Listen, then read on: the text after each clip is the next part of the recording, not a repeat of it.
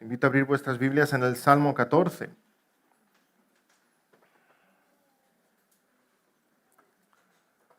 Nuestro hermano Samuel leía antes Romanos 3, donde el apóstol Pablo cita el Salmo 14 y muchos otros salmos extendiéndose en el mismo tema, que es el tema central en el Salmo 14, que es nuestra profunda necesidad de un Salvador, del Señor Jesucristo. Dice así el Salmo 14, vamos a leerlo juntos. Dice el necio en su corazón, no hay Dios.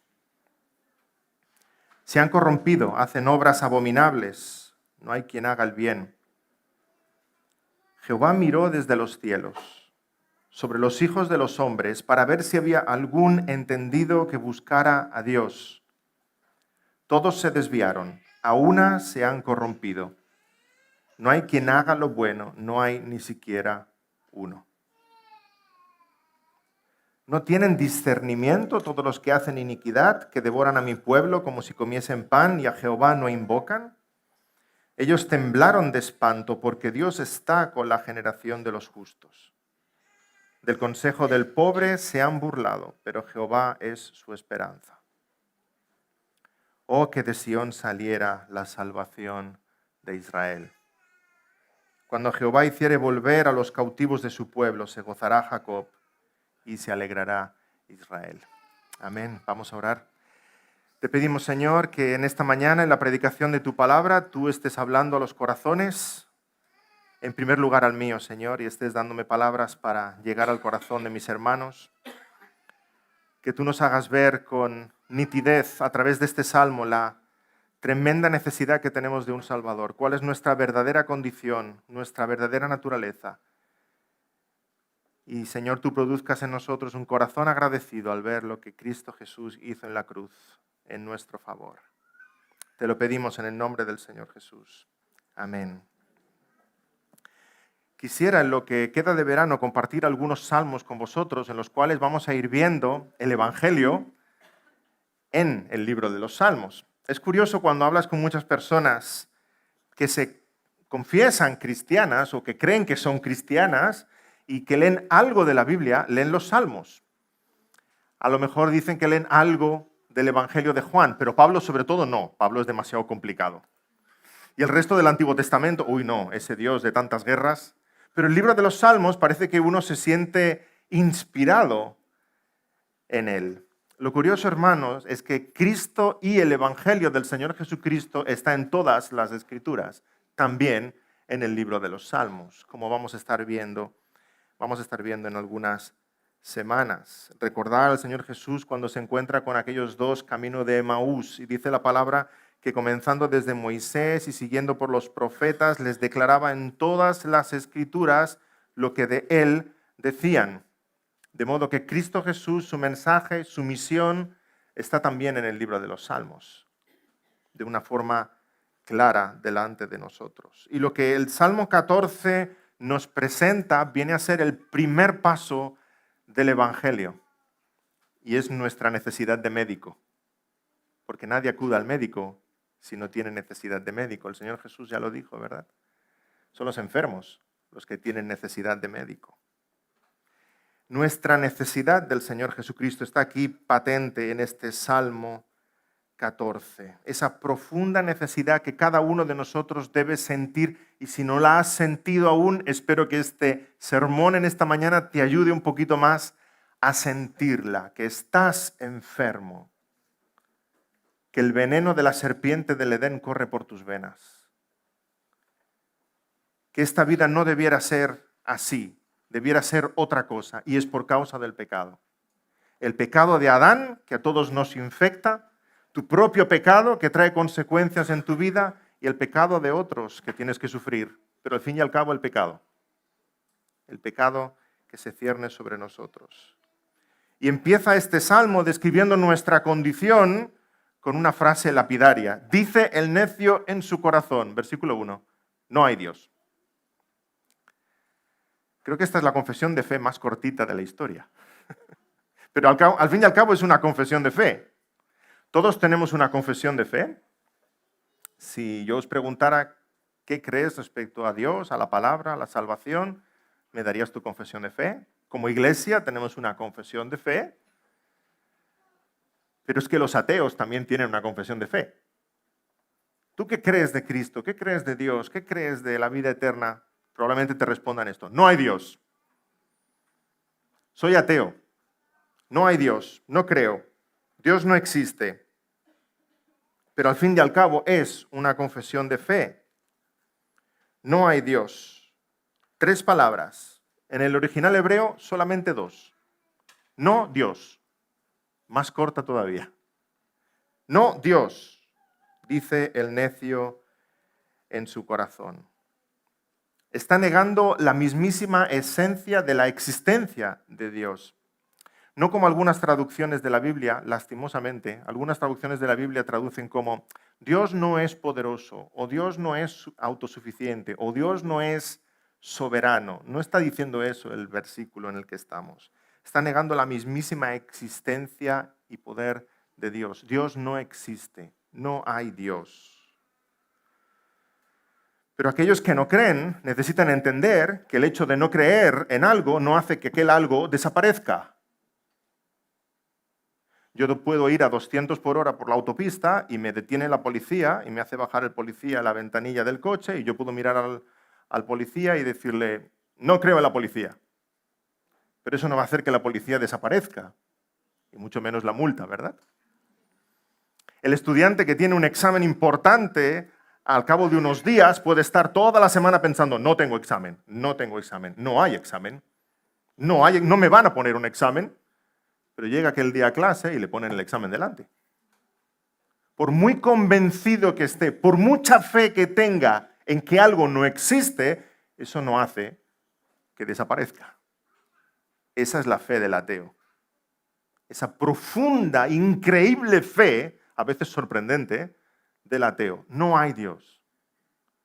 Bueno, por muy convencido que estés en que no hay Dios, lo hay y te está esperando. Y el día del examen, el día del juicio, está a la vuelta de la esquina. Sí hay Dios. Y todos, en lo más profundo de nuestro corazón, sabemos que hay Dios. Dice el Salmo 19, los cielos cuentan la gloria de Dios. Basta observar la naturaleza, basta observar la creación para darnos cuenta de que sí hay Dios. Por eso el salmista llama a este incauto necio. No lo llama tonto, no lo llama ingenuo, no lo llama ignorante, lo llama necio.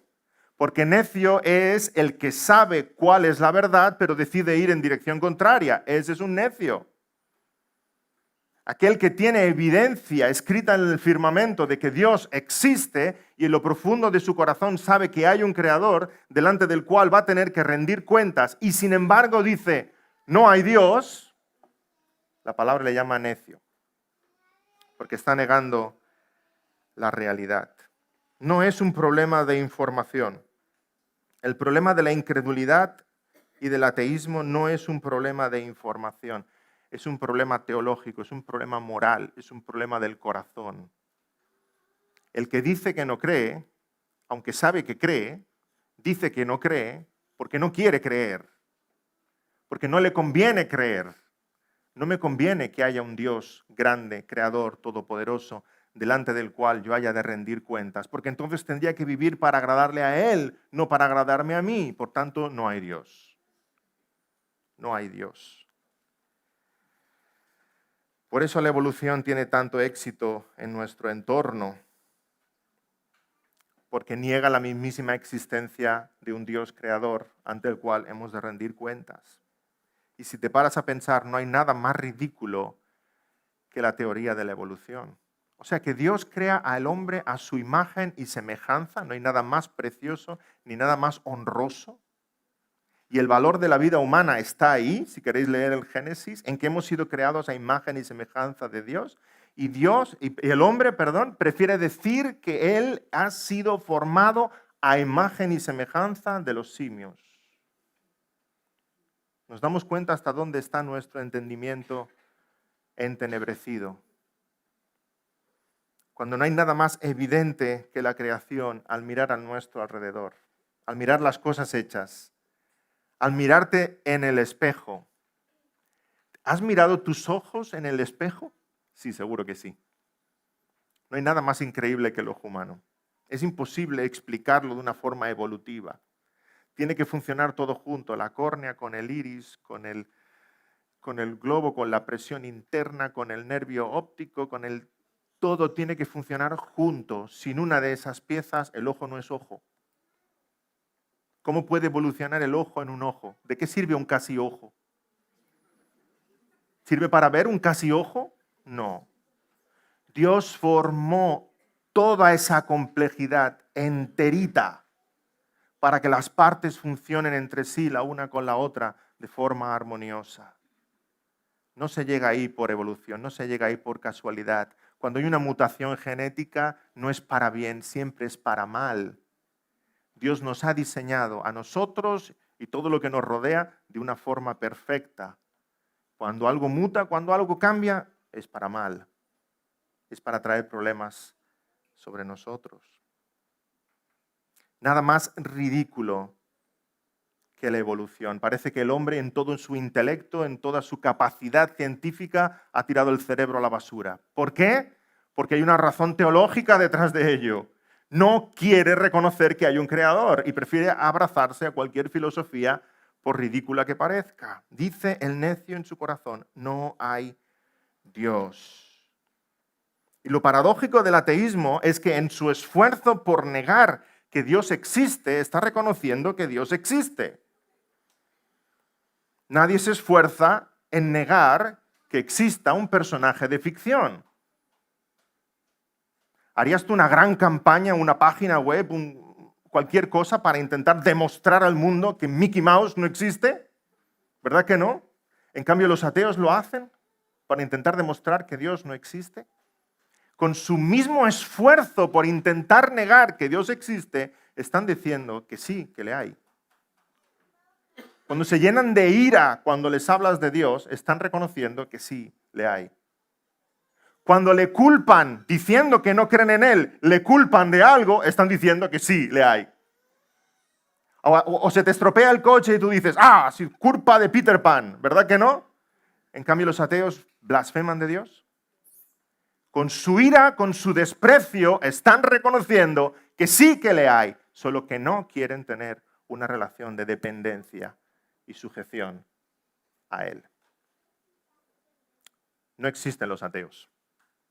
Existen algunos que quieren creer que Dios no existe.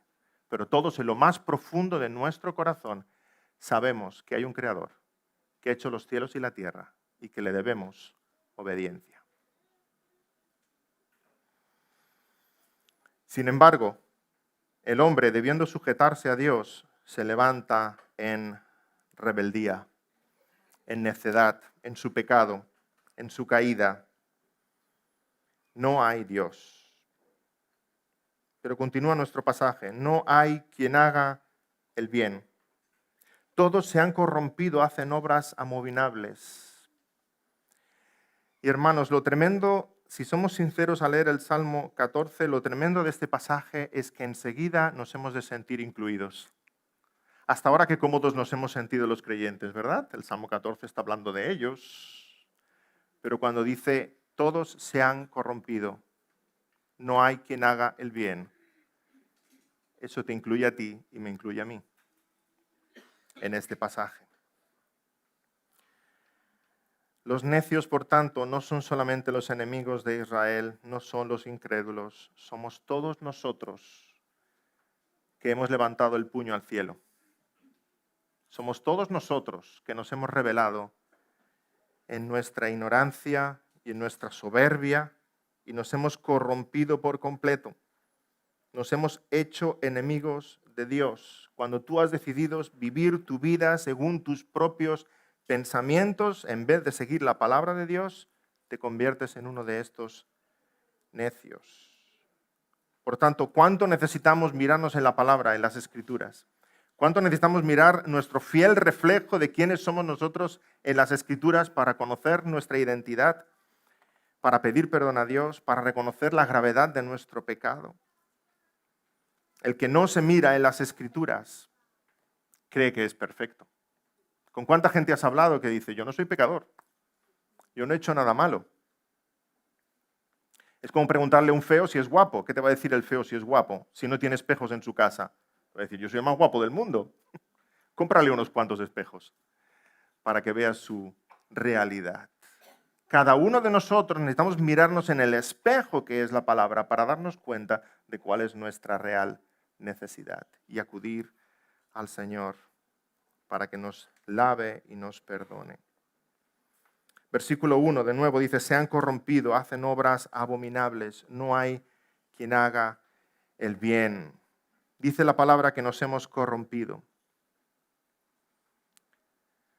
Todos habéis encontrado alguna vez en la cocina de casa una fruta que se está corrompiendo, ¿verdad? Ves esa manzana que tiene un golpe y se está pudriendo y la agarras, la tiras a la basura, o bueno, si quieres economizar un poco, entonces empiezas a cortar. A veces nos quedamos con un cachito de manzana así, ¿verdad? Hay que aprovecharla. Y a lo mejor se salva un mordisco nada más. Pero la manzana se está pudriendo y si la dejas en el cesto se van pudriendo las demás. Ahora, es evidente porque la manzana o cualquier fruta se estropea desde fuera hacia adentro y lo vemos. En el ser humano puede que no sea tan evidente porque nos pudrimos de dentro hacia afuera. Es en el corazón de donde vienen todas las malas cosas, todos los malos pensamientos, todas esas obras abominables. Y este salmo lo describe así. Dice el necio en su corazón, no hay Dios. Y la consecuencia, ¿cuál es? Hacen obras abominables. ¿Por qué nuestra sociedad está como está? Que está loca, perdida.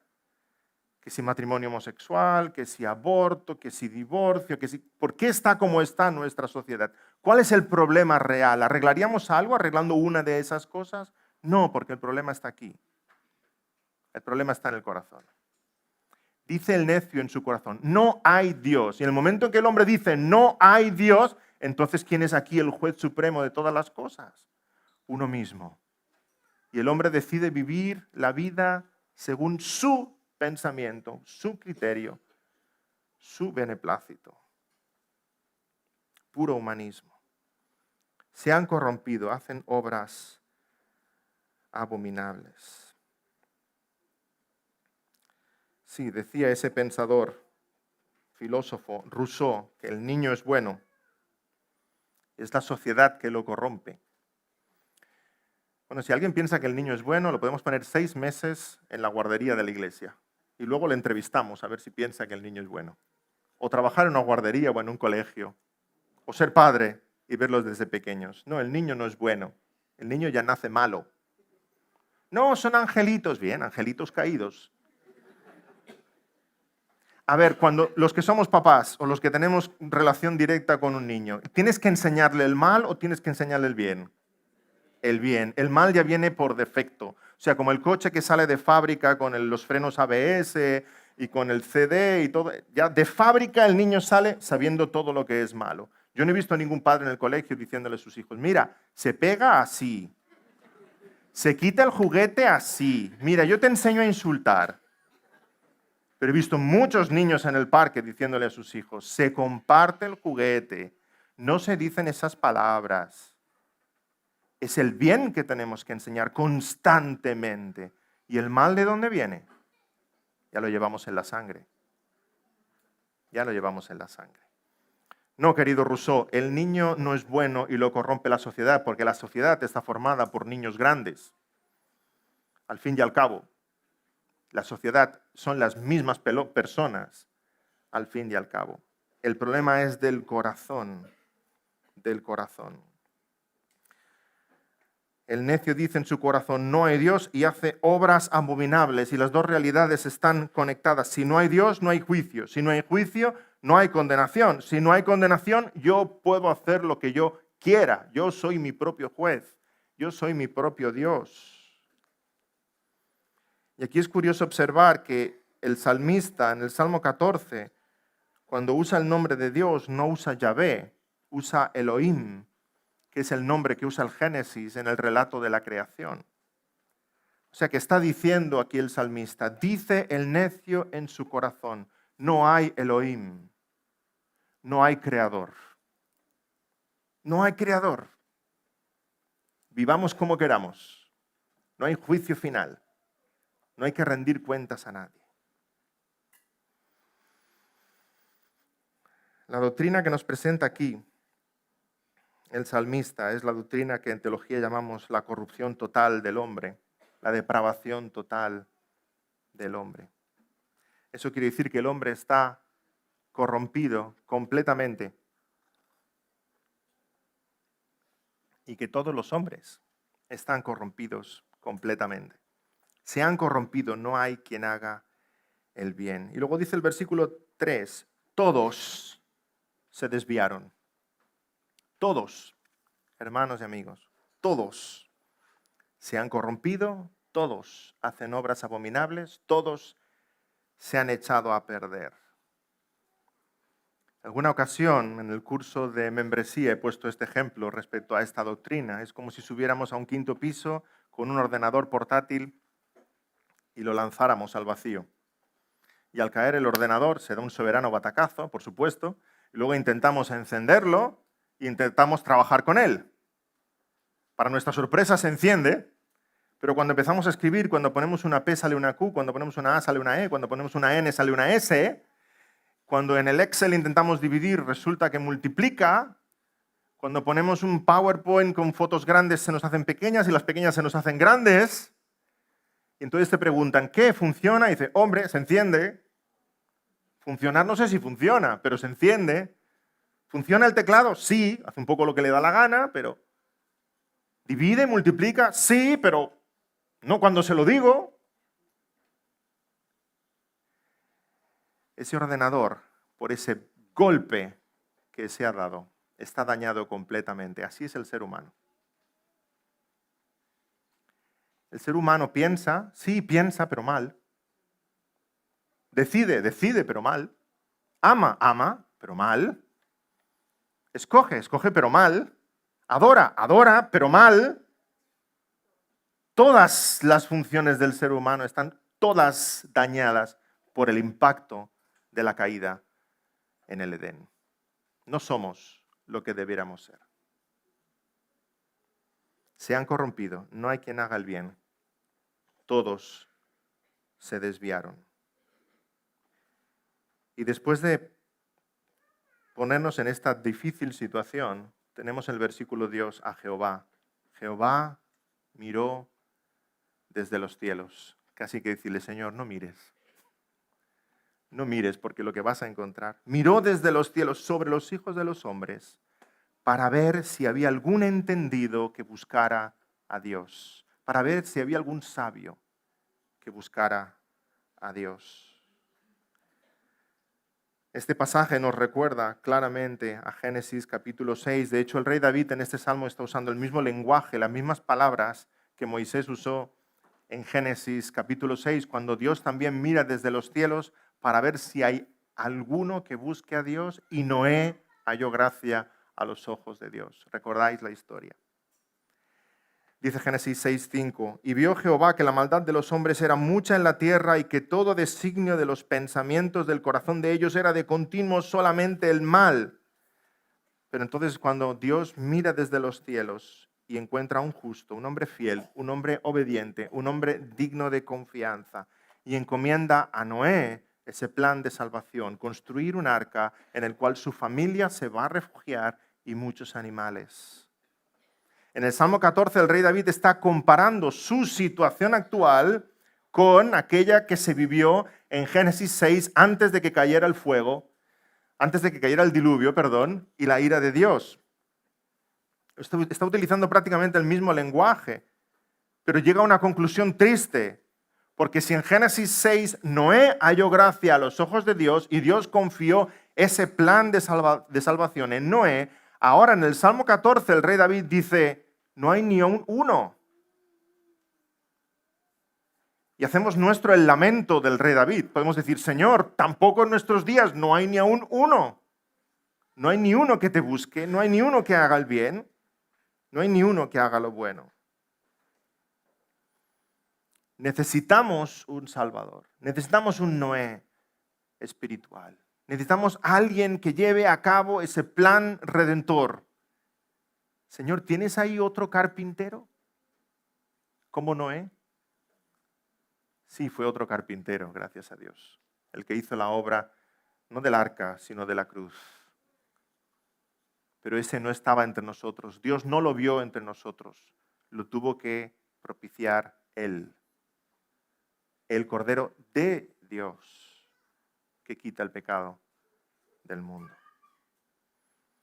Dice el versículo 3, todos se desviaron, a una se han corrompido, no hay quien haga lo bueno, no hay ni siquiera uno. Qué fuerte es el lenguaje de la palabra, ¿verdad? Nos dan ganas de poner ahí una nota a pie de página. Bueno, hay gente buena.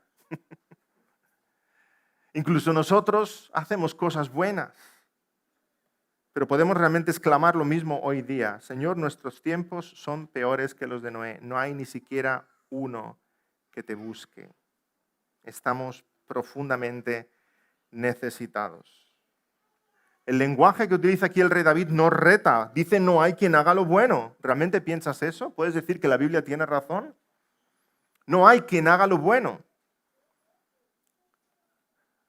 ¿Cuántas veces pensamos y cuántas veces gente con la que hablamos dice, bueno, pero hay gente buena, Dios no enviará a todos al infierno porque hay gente buena? ¿Realmente hay gente buena? Dice el Salmo 14 que no hay quien haga lo bueno. Entonces, ¿a quién voy a creer? ¿Voy a sujetar mi pensamiento a la palabra de Dios que dice no hay quien haga lo bueno? ¿O a mi sentido común que me dice que hay gente buena que hace cosas buenas? Cuando observamos a nuestro alrededor, hay gente que parece buena. Hay gente que hace obras de caridad. Hay gente que es amable. Hay gente que es generosa. Hay padres de familia que, aunque no son creyentes, son buenos esposos, fieles a sus esposas, proveen para sus hijos. Podríamos decir, eso es gente buena, se merecen el cielo. Pero no es lo que dice el Salmo 14. Dice que no hay quien haga lo bueno. No hay ni siquiera uno. Entonces, ¿no será que Dios cuenta como bueno algo diferente a lo que nosotros contamos como bueno? ¿No será que para nosotros algo puede tener apariencia de bueno en un sentido horizontal, pero en un sentido vertical, para con Dios, Dios no ve aquello como bueno? ¿Qué es lo que Dios ve como bueno? ¿Es lo mismo que nosotros vemos como bueno? En cierta ocasión he usado también este ejemplo para ilustrar lo que son las buenas obras. Me vais a perdonar porque es otro ejemplo del fútbol. Al final tendrá razón la gente que dice que solo pongo ejemplos del fútbol. Bueno, yo creo que no. Pongo de fútbol, de animales, un poco variado, ¿no? A veces recuerdo el gol más bonito que he marcado en mi vida. No sé, a veces me despierto soñando con él. Recuerdo que sacaban un córner. Yo fui corriendo hacia la portería, me puse de espaldas a la portería, hice una chilena. Sí, tenía 15 años, no es de anteayer, ¿sí? Ahora me rompería todos los huesos. Hice una chilena, golpeé el balón se fue por la escuadra y a la red. ¡Qué maravilla! Ya digo que a veces yo sueño con ese gol. Cuando estoy deprimido así, me imagino que marco ese gol otra vez. Se me levanta el ánimo. Pues os podréis creer que ese gol no subió al marcador. ¡Qué injusticia! ¿Os unís a mí en hacer aquí un meeting protestando para que ese gol suba al marcador? ¡Qué injusticia tan grande! Un gol tan precioso. No subió al marcador. Bueno, no subió al marcador básicamente por 3 razones. Primera, yo estaba en el banquillo y salté al campo. Segunda, ninguno de los 2 equipos que estaban jugando era mi equipo. Y tercera, el partido aún no había empezado. Estaban calentando.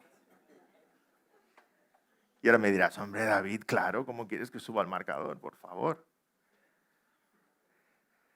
Así son las buenas obras del incrédulo. No suben al marcador. No cuentan. Nos parecen muy bonitas. Si viéramos solamente ese momento como el que graba un vídeo de YouTube, ¿verdad? Diría, este hombre es bueno. No. No cuentan. para Dios. Porque el incrédulo ni está en el equipo de Dios, ni el partido ha empezado para él. Ya puede hacer todas las buenas obras que quiera, no llegan al cielo. Para Dios sigue siendo un rebelde que le ha dado la espalda, destituido de la gloria de Dios. Da igual las buenas obras que haga. Las únicas buenas obras que para Dios son buenas obras son las buenas obras de sus hijos, movidos por un corazón transformado por la sangre de Cristo, en gratitud y buscando la gloria de Dios. Esas son buenas obras. Y en esas buenas obras de su pueblo, Dios se deleita, se goza.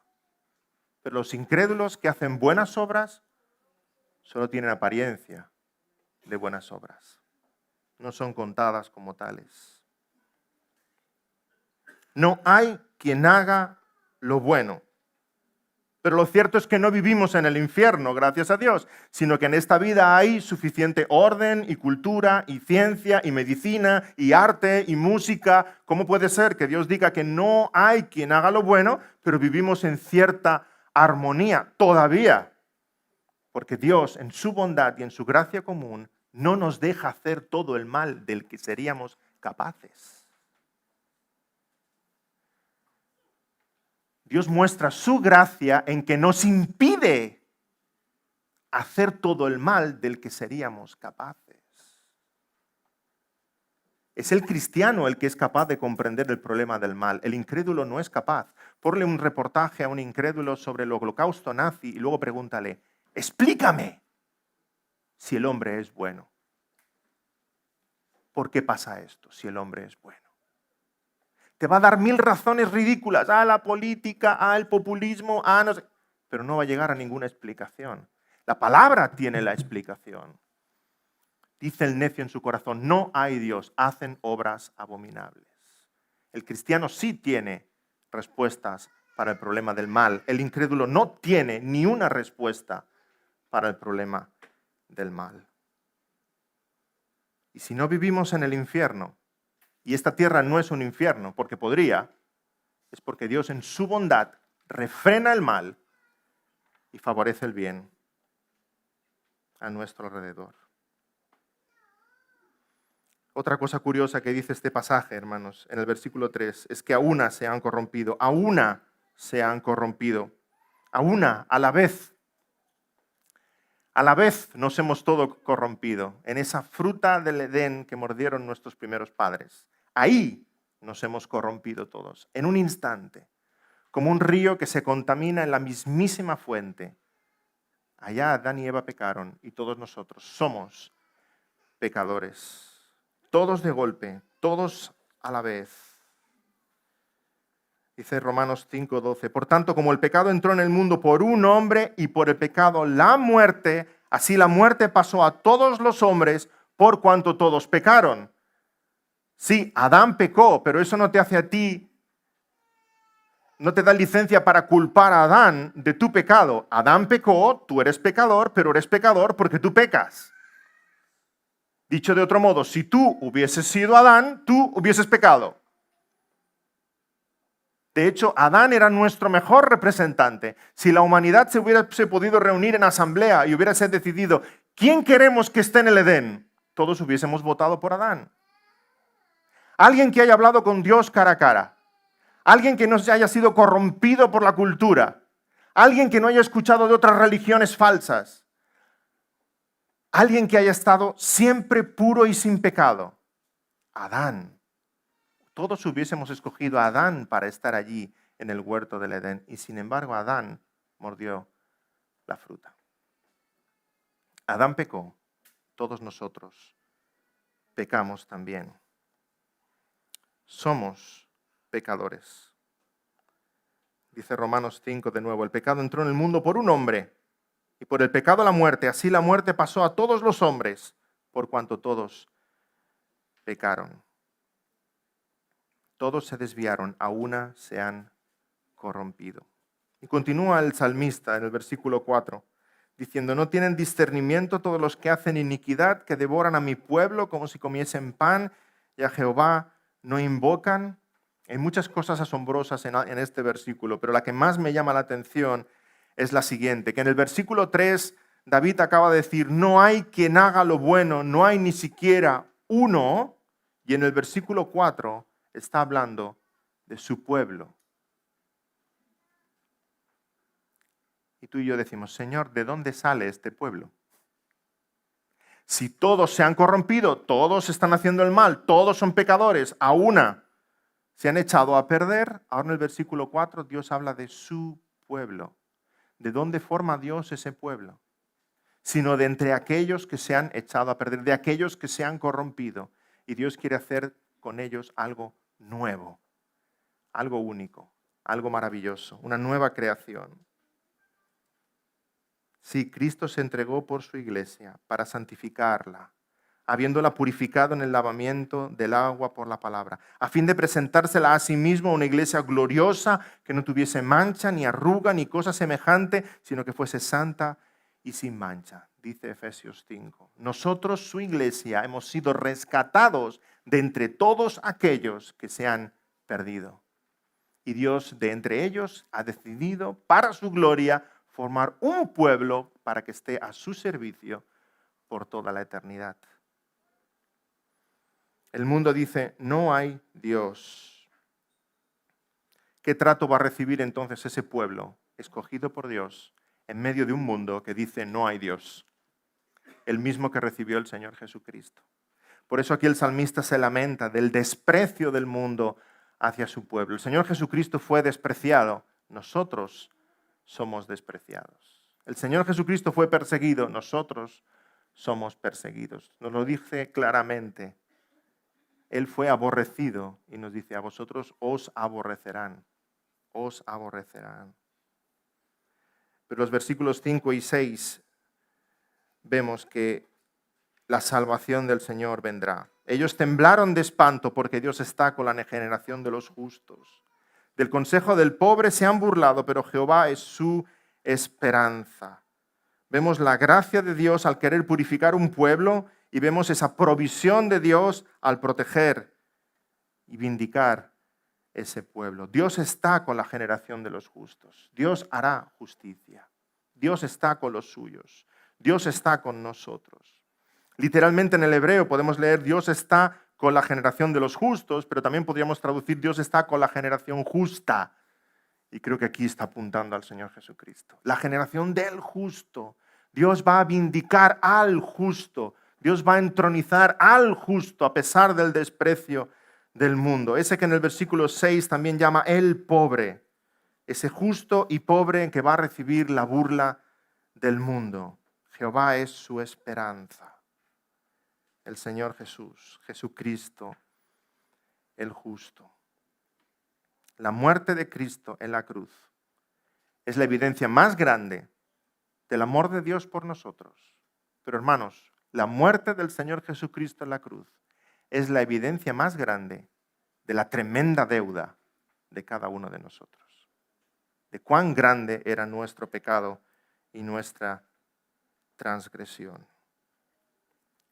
Viendo esta situación, viendo que el mundo no cree en Dios, viendo que Dios tiene un pueblo, viendo que ese pueblo es perseguido por el mundo, aquí viene esa exclamación del salmista, versículo 7, oh, que de Sión saliera la salvación de Israel. Qué canto de alegría. Cuando Jehová hiciere volver a los cautivos de su pueblo, se gozará Jacob y se alegrará Israel. Este es un canto de esperanza. Oh, que de Sión saliera la salvación de Israel. Señor, ¿dónde está ese Salvador? ¿Dónde está ese libertador? ¿Dónde está ese Josué espiritual que nos ha de llevar a la tierra prometida? ¿Dónde está ese Noé que edifica ese arca espiritual en la cual refugiarnos? Literalmente cuando dice aquí el salmista, oh, que de Sión saliera la salvación de Israel, salvación, sabemos que es Yeshua, que es el nombre en hebreo de Jesús. Oh, que de Sión saliera el Yeshua de Israel. Oh, que de Sión saliera el Jesús de Israel. Está diciendo el salmista en el Salmo 14, que venga ya ese Jesús, nuestro Salvador, nuestro libertador. Jesucristo, nuestro Noé. Jesucristo nuestro Josué, Jesucristo nuestro Sansón, Jesucristo nuestro Moisés, Jesucristo nuestro Daniel, Jesucristo. Ya el salmista está mirando hacia el futuro, bajo la sombra de la cruz, antes de la cruz, y está confiando en esa provisión perfecta de Dios para salvar a su pueblo. Que venga ya, Señor. Que venga ya ese Jesús de Nazaret. Este salmo está lleno de profunda doctrina, pero me gustaría concluir con algunas aplicaciones de por qué debemos de meditar, es necesario meditar en esta doctrina de la depravación total del hombre. ¿Por qué es necesario? En primer lugar, nos da una visión bíblica del ser humano, de la humanidad. Oímos demasiado que el hombre es bueno, que has de sacar lo que hay en tu interior. No, por favor, no saques lo que hay en tu interior. Que has de seguir a tu corazón. No, por favor, no sigas a tu corazón, sigue la palabra. Y entonces tenemos ahí loquitos, a los historiadores, a los sociólogos, a los antropólogos, a los psicólogos, intentando entender al ser humano. Y son incapaces de entender al ser humano porque no leen las Escrituras y no confían en Dios. El hombre intentando entender al hombre, ¿te imaginas? Es como si las hormigas intentaran entender a las hormigas. ¿Tú te imaginas una hormiga escribiendo un libro sobre las vidas de las hormigas? ¿Sí? Ornitología. Sin embargo, cuando el hombre observa a las hormigas y escribe respecto a las hormigas y le dice a las hormigas, mirad, estas sois vosotras, así es como vivís, así es como os comportáis, así por qué hacéis lo que hacéis. Ese es Dios dándonos la palabra a nosotros. Por más que nos observemos entre nosotros, nos vamos a volver locos. Porque cuando yo observo a otro ser humano, al fin y al cabo me estoy observando a mí, y engañoso es el corazón más que todas las cosas. Tiene que ser Dios soberano el que nos diga la verdad, y eso es la palabra. Y ahí va el hombre, incapaz de entender al hombre, hasta que acuda a la palabra de Dios. Sí, hermanos, el ser humano no es bueno. El ser humano no es alguien bueno que a veces hace cosas malas, es alguien malo que a veces hace cosas buenas. Si somos capaces de comprender eso, vamos a entender muchas cosas en esta vida. El Señor Jesús nos lo dice en Mateo 7, en el Sermón del Monte, cuando dice, pues si vosotros, siendo malos, sabéis dar buenas dádivas a vuestros hijos, ¿cuánto más vuestro Padre que está en los cielos dará buenas cosas a los que le pidan? O sea, vosotros sois malos que a veces hacéis cosas buenas. ¿Cuánto más vuestro Padre que es bueno no va a hacer cosas buenas? Si vosotros también hacéis cosas buenas siendo malos. Necesitamos entender, tener una visión bíblica de la humanidad. En segundo lugar, necesitamos tener una visión bíblica de nosotros mismos. La palabra nos ayuda a entendernos. Esta doctrina nos da una visión objetiva de la humanidad, que tú y yo somos pecadores, estamos corrompidos, perdidos, sin esperanza. ¿Cuál es la verdadera naturaleza de lo que llevamos dentro? Pensamos que somos mejores de lo que realmente somos. Situación típica, ¿verdad? Nos enfadamos, levantamos la voz, ¡buah!, ¿verdad? Y luego venimos a pedir disculpas y decir, perdona, no era yo. ¿Cómo que no eras tú? Yo te vi. Vaya si eras tú. Al contrario, ese eras tú. No el que veo las 24 horas del día. Ese de verdad eras tú, cuando has sacado la fiera que llevas dentro. Creemos que somos mejores de lo que realmente somos. Dijo una vez Spurgeon, si hablan mal de ti, no te preocupes. Eres mucho peor de lo que ellos creen. Y esa es la realidad. Nos da una visión fiel de nosotros mismos. Entonces podremos orar como el rey David. Examíname, oh Dios, y conoce mi corazón, y pruébame, y conoce mis pensamientos, y ve si hay en mí camino de perversidad, y guíame en el camino eterno. Y en el Salmo 51, purifícame con hisopo y seré limpio. Lávame y seré más blanco que la nieve. Hazme oír gozo y alegría y se recrearán los huesos que has abatido. Esconde tu rostro de mis pecados y borra todas mis maldades. Crea en mí, oh Dios, un corazón limpio y renueva un espíritu recto dentro de mí, no me eches de delante de ti y no quites de mí tu Santo Espíritu. Vuélveme el gozo de tu salvación y espíritu noble me sustente. Así que nos da una visión de la humanidad, nos da una visión bíblica de nosotros mismos y disminuye, en tercer lugar, disminuye nuestra confianza en el hombre. ¿No estás cansado ya de confiar en el hombre? ¿Cuántas personas te han defraudado en la vida? ¿Amigos? ¿Esposo? ¿Esposa? ¿Padres? ¿Hijos? ¿Políticos? ¿No estás cansado de confiar en el hombre? Esta doctrina nos ayuda a dejar de mirar en el hombre como si fuera un pequeño Mesías y mirar a Dios el Creador. Él es nuestro sustento, Él es nuestra roca, Él es nuestro ayudador. En cuarto lugar, quita mérito al hombre. Esta doctrina quita mérito al hombre y le da el mérito a Dios. Si hay algo bueno en ti, no viene de ti. Qué sencillo pero qué profundo. Y qué humildad la que debe caracterizar al cristiano. Si ves algo bueno en mí, viene del Señor, que es el dador de toda gracia, que es el Padre de luz. Hermanos míos, no erréis, toda buena dádiva y todo don perfecto desciende de lo alto, dice el apóstol Santiago. Necesitamos meditar en esta verdad, en esta doctrina, porque constituye el primer paso del Evangelio. Hemos oído demasiadas veces un evangelio fácil. ¿Quién quiere ir al cielo? Ya en un campamento, 300 niños levantan la mano. Bien, 300 conversos. No, 300 egoístas que quieren ir al cielo. Sin más, ¿quién quiere ir al cielo? Dios tiene un maravilloso plan para tu vida. ¿Quién quiere estar con Jesús? Eso no es el evangelio. El evangelio es arrepiéntete de tus pecados y cree en el Señor Jesucristo. El primer ingrediente para el evangelio es que te veas como este miserable pecador que está describiendo el Salmo 14. Constituye el primer ingrediente del evangelio. Y en sexto lugar, meditar en esta doctrina nos ayuda a aumentar nuestra admiración por Cristo y nuestra gratitud por Cristo. Déjame poner un sencillo ejemplo.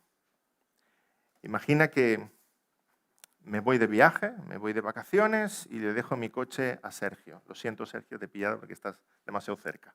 Le dejo mi coche a Sergio, ¿verdad? Y le digo, Sergio, cuídame el coche, voy a estar 10 días fuera y si puedes cuando llegue, pues si está limpito y tiene gasolina, pues mejor que mejor. Y claro que sí, David, no te preocupes. Llego después de viaje y me encuentro el coche limpito y con gasolina. Gracias, Sergio. Te invito a un café otro día. Voy para casa, hablo con mi esposa Elizabeth y Elizabeth me dice, ¿has visto cómo está el coche? Y yo, sí, limpito y con gasolina. ¿Cómo quedé con Sergio? Y, ¿ya le has dado las gracias a Sergio? Y hombre, ya le he dicho que le invitaré a un café. Bueno, si insistes, va a un café y croissant. Algo más. Y dice, no, pero mi esposa me sigue explicando, ¿tú sabes lo que le ha pasado a tu coche en esos días? ¿Qué le ha pasado? Dejaste el coche aparcado en una cuesta y no pusiste el freno de mano. El coche cayó, se estrelló contra el camión de la basura y quedó siniestro total. Y en estos días que has estado fuera, Sergio ha cambiado el radiador, la transmisión, los faros, los frenos, la chapa, lo ha pintado y luego lo ha limpiado y le ha puesto gasolina. ¿Crees que ahora que sé lo que sé, va a cambiar mi actitud hacia él? Espero que sí, si no soy un desagradecido. Por supuesto va a cambiar mi actitud hacia él. Porque ahora soy consciente de cómo estaba el coche y de lo que ha hecho con el coche. Meditamos en esta doctrina del pecado y de la corrupción y de la caída, no porque seamos morbosos y nos gusta hablar de estos temas, sino porque necesitamos saber cuán profundo hemos caído para poder entender de cuán profundo el Señor nos ha rescatado y la gran diferencia que hay entre lo que merecemos y cuál es nuestro estado eterno y esa gloria de la que Él nos ha hecho herederos. Y cuando meditamos en esto, debe crecer nuestra admiración por Cristo, nuestra devoción por Cristo, nuestra gratitud a Cristo, nuestra obediencia a Cristo, nuestro amor por Cristo. porque Él es el que ha transformado nuestros corazones. Un acreedor tenía 2 deudores. El uno le debía 500 denarios y el otro 50. Y no teniendo ellos con qué pagar, perdonó a ambos. Di pues, ¿cuál de ellos le amará más? El que más le debía. Tú le debías mucho, pero necesitas ser recordado que le debías mucho para amarle mucho. Amén. Vamos a orar. Señor, gracias por tu bondad. Gracias porque estábamos perdidos, muertos en nuestros delitos y pecados, destituidos de tu gloria. Pero tú, por tu inmensa bondad, de tu puro afecto, porque quisiste formar un pueblo, Señor, tú nos alcanzaste con tu gracia, nos cargaste sobre los hombros, nos llevaste al redil, nos lavaste de nuestras culpas. Señor, gracias porque ahora somos llamados hijos tuyos, herederos de la ciudad celestial, porque nos has vestido con tu justicia, con tu misericordia, con tu bondad, porque renuevas en nosotros un corazón recto, porque nada de lo bueno que hay en nosotros es mérito nuestro, sino porque tú has querido obrar esta maravillosa salvación en tus hijos. Te pedimos, Señor, que nuestro corazón crezca en amor y en devoción por ti, cuanto más crecemos en nuestro entendimiento de lo que es el Evangelio. Y gracias, Señor, gracias por el Señor Jesús, por su cruz, por su sangre derramada. En el nombre del Señor Jesús. Amén.